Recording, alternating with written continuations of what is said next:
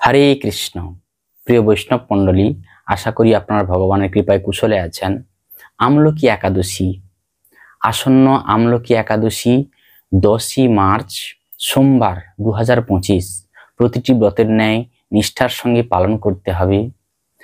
এই মনুষ্য জীবনে একাদশী এবং হরিনাম জপ ও সাধু সঙ্গ ছাড়া এই কলিহত জীবদের কোনো গতি নেই। তাই আমাদের নিষ্ঠার সঙ্গে কিছু করি আর না করি একাদশী ব্রত পালন, হরিনাম জপ এবং বৈষ্ণব মুখে হরিকথা এবং বৈষ্ণব সঙ্গ, এর মাধ্যমে আমরা এই যে মায়ার বৈভব এই জড়জগৎ থেকে উত্তীর্ণ হতে পারবো। না হলে এই জড়জগতে পুনরায় আমরা আসতে থাকবো, যেতে থাকবো। পুনরপি মরণম পুনরপি জননম পুনরপি জননী জঠরে শয়নম। এইভাবে আমাদের নিত্য দুঃখ আমাদের অনন্ত কোটি জন্ম ধরে আমরা পেয়ে এসেছি, আবার সামনেও পেতে চলবো। যদি না আমরা এই একাদশী ব্রত পালন না করি, হরিনাম জপ না করি, সাধু সঙ্গ না করি, সাধুর মুখে যদি হরিকথা না শুনি। তাই ভক্তরা আসুন, প্রতিটি একাদশীর ন্যায় মাসে 2টো একাদশী। এই একাদশীটি খুব গুরুত্বপূর্ণ।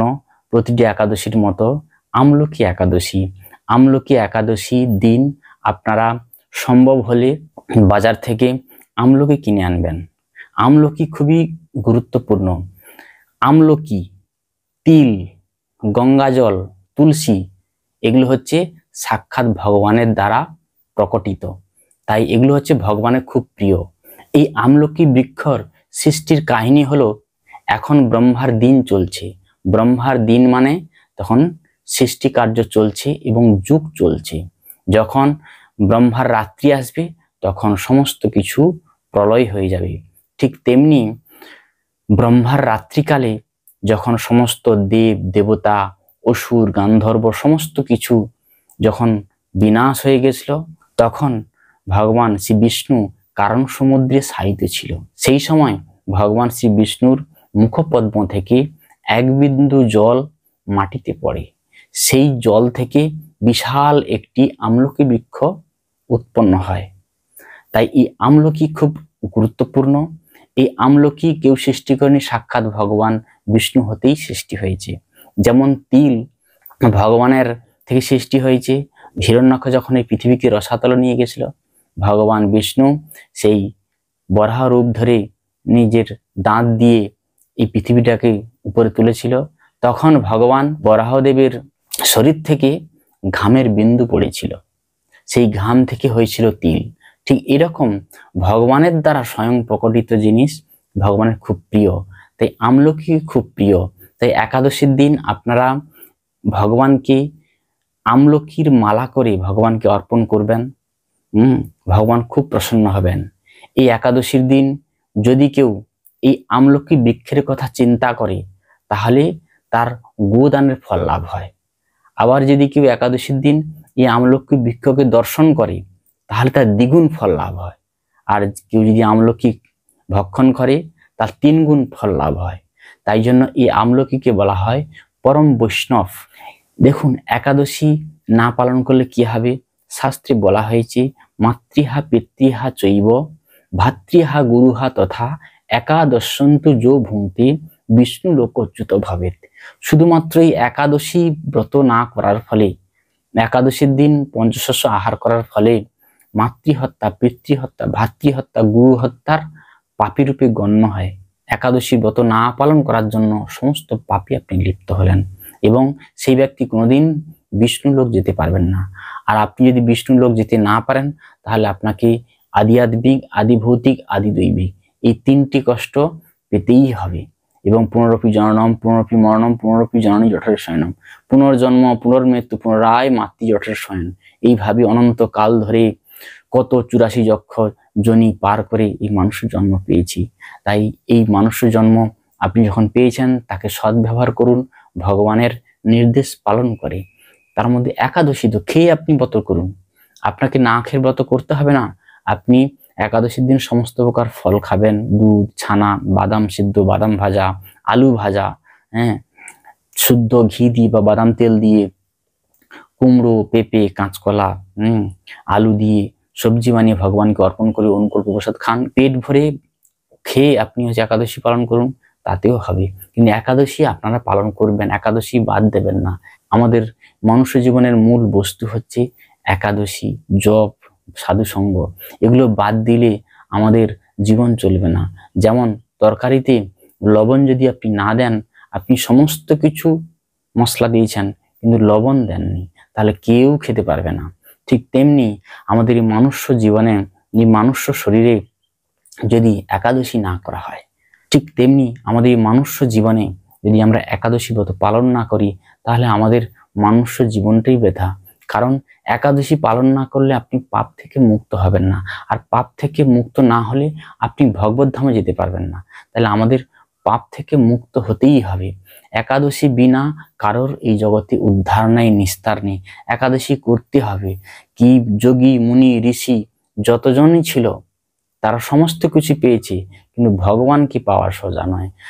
সমস্ত কিছু দৈব শক্তি থেকে আরম্ভ করে বিষয় সম্পত্তি ঐশ্বর্য সব পাওয়া যাবে, কিন্তু ভগবানকে পেতে হলে ভগবানের নির্দেশ মেনে চলতে হবে। তাই একাদশী খুবই গুরুত্বপূর্ণ। একাদশী অবশ্যই, যেমন তরকারিতে লবণ ছাড়া খাওয়া যায় না, ঠিক আমাদের জীবনে একাদশী বিনা আমাদের জীবনই বৃথা। তাই ভক্তরা, আপনারা একাদশী ব্রত পালন করুন। এবং একাদশী যেমন গুরুত্বপূর্ণ, একাদশীর পরের দিন আপনি পালন করবেন নির্দিষ্ট সময়ের মধ্যে। নির্দিষ্ট সময়ের মধ্যে পালন করলে কি হয়, আপনি ব্রতের পূর্ণ ফল পাবেন। তাই একাদশীর পরের দিন দ্বাদশীতে 11ই মার্চ মঙ্গলবার 2025 সকাল 5টা 49 থেকে সকাল 8টা 16 মধ্যে আপনারা পালন করে নেবেন।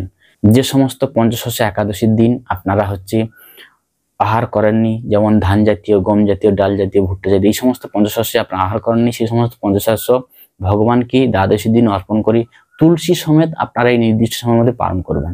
তুলসী সমেত পালন করলে কি হয়, এতে কোটি গুণ ফল লাভ হয়। আপনারা তুলসী দিয়ে পালন করবেন। এই একাদশীর দিন আপনারা ভুলেও পঞ্চশস্য খাবেন না। পঞ্চশস্য কি কি? ধান জাতীয়, গম জাতীয়, ভুট্টা জাতীয়, জব জাতীয়, এই সমস্ত আহার আপনারা করবেন না। অন্যকেও রান্না করে দেবেন না। একাদশী কিভাবে পালন করতে আপনারা জানেন, তবু বলে দিচ্ছি। একাদশীর আগের দিন, একাদশীর দিন, একাদশীর পরের দিন আমিষ আহার, সমস্ত প্রকার নেশা, দ্রুত ক্রীড়া এবং নারী পুরুষ সম্পর্ক, এগুলো বর্জন করতে হবে। এইভাবে আপনারা একাদশী পালন করুন। এই একাদশীর মহাত্ম খুবই গুরুত্বপূর্ণ। একাদশীর মহাত্ম আমি এখন পাঠ করব। এই ভিডিওটি ভালো লাগলে অবশ্যই একটি লাইক করবেন এবং এই ভিডিওটি কমেন্ট বক্সে লিখবেন হরে কৃষ্ণ। এখন আমরা শ্রবণ করব আমলকি একাদশীর ব্রত মহাত্ম কথা। যুধিষ্ঠির বললেন, হে কৃষ্ণ, মহাফলদাতা বিজয় একাদশীর কথা শুনলাম। এখন ফাল্গুন মাসের শুক্লপক্ষের একাদশী যে নামে বিখ্যাত তা বর্ণনা করুন। শ্রীকৃষ্ণ বললেন, হে মহাভাগ যুধিষ্ঠির, মান্ধাত্তার প্রশ্নের উত্তরে মহাত্মা বশিষ্ঠ এই একাদশীর মহিমা কীর্তন করেছিলেন। আপনার কাছে এখন আমি সেই কথা বলছি। এই একাদশীর নাম আমলকি। বিষ্ণুলোক প্রদানকারী রূপে এই একাদশী বিশেষভাবে মহিমান্বিত। একাদশীর দিন আমলকি বৃক্ষের তলে রাত্রি জাগরণ করলে সহস্র গাভীদানের ফল লাভ হয়। হে পাণ্ডুনন্দন, পূর্বে ব্রহ্মার রাত্রিতে দৈনন্দিন প্রলয় উপস্থিত হলে স্থাবর জঙ্গম সহ দেবতা, অসুর ও রাক্ষস সবকিছুই বিনাশ হয়। তখন ভগবান সেই কারণ সমুদ্রে অবস্থান করেন। তার মুখপদ্ম থেকে চন্দ্রবর্ণের এক বিন্দু জল ভূমিতে পড়ে। সেই জলবিন্দু থেকে একটি বিশাল আমলকি বৃক্ষ উৎপন্ন হয়। এই বৃক্ষের স্মরণ মাত্র গোদানের ফল, দর্শনে তাহার দ্বিগুণ এবং এর ফল ভক্ষণে 3 গুণ ফল লাভ হয়। এই বৃক্ষে ব্রহ্মা, বিষ্ণু আর মহেশ্বর সর্বদা বাস করেন। এর প্রতিটি শাখা পোশাকা ও পাতায় ঋষি, দেবতা, প্রজাপতিগণ বাস করেন। এই বৃক্ষকে সমস্ত বৃক্ষের আদি বলা হয় এবং তা পরম বৈষ্ণব রূপে বিখ্যাত। অতএব এই শ্রেষ্ঠ ব্রত সকলেরই পালনীয়। এখন এই ব্রতের একটি অদ্ভুত ইতিহাস আপনার কাছে বর্ণনা করছি। প্রাচীনকালে বৈদিশ নামে এক প্রসিদ্ধ নগর ছিল। এই নগরে চৈত্ররথ নামে এক রাজা রাজত্ব করতেন। চন্দ্রবংশীয় পাশবিন্দুক রাজার পুত্ররূপে তিনি জন্মগ্রহণ করেন। তিনি অত্যন্ত শক্তিমান ও ঐশ্বর্যশালী ছিলেন। শাস্ত্র জ্ঞানেও তিনি ছিলেন সুনিপুণ। তার রাজ্যের সর্বত্রই মনোরম আনন্দপূর্ণ এক দিব্য পরিবেশ লক্ষ্য করা যেত।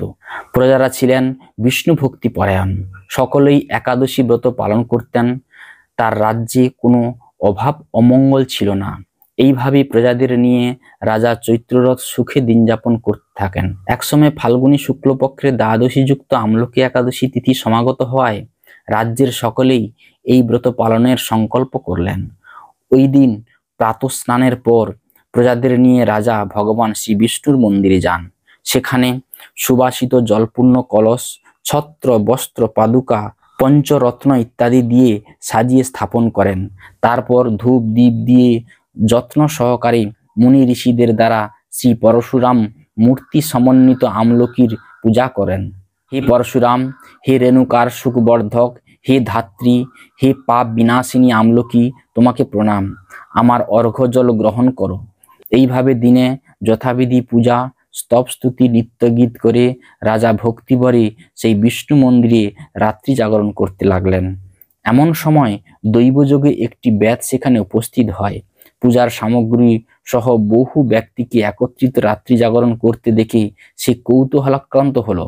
সে ভাবল, এসব কি ব্যাপার? বিষ্ণু মন্দিরে প্রবেশ করে সে বসে পড়ল। কলসের উপরে স্থাপিত বিষ্ণু মূর্তি দর্শন করলো। ভগবান বিষ্ণু এবং একাদশীর মহাত্ম্য সে মনোযোগ দিয়ে শুনল। সারাদিন ওই ব্যাত কিছুই আহার করেনি। এইভাবে ক্ষুধায় কাতর হয়ে সেখানে সে রাত্রি জাগরণ করলো। পরদিন প্রজাসহ রাজা নগরের দিকে যাত্রা করলেন।